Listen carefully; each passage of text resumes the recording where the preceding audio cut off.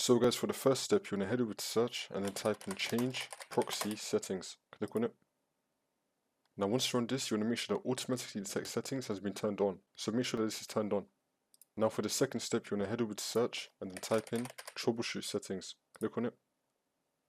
Now once you're on this, you want to click on other troubleshooters. And then you want to find the network and internet troubleshooter. Click on run. This will come up.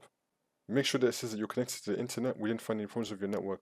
If anything does come up, it will fix it for you. Now for the next step, you want to head over to search and type in view network connections. Click on it. Now once you're on this, you want to double click on your network adapter and then click on properties and then click on internet protocol version 4. Make sure that for both of them, you have obtain an IP address automatically selected and you have obtain DNS server address automatically selected as well. And then click on OK. And now for the next step, you want to head over to search and type in CMD. Then you want to run it as administrator. And then click on yes. Now once you're on this, we're going to type in ipconfig space / flush DNS and click on enter. Now for the next step, you're going to head over to search and type in services. Click on it. Now once you're on this, you want to click on any service and click on D on your keyboard. You want to scroll down until you find DNS client. You want to double click on it. If it lets you, make sure that the service status is running on it. So click on start and then change the startup type to automatic and then click on OK. Now you want to restart your computer and then the problem should be fixed.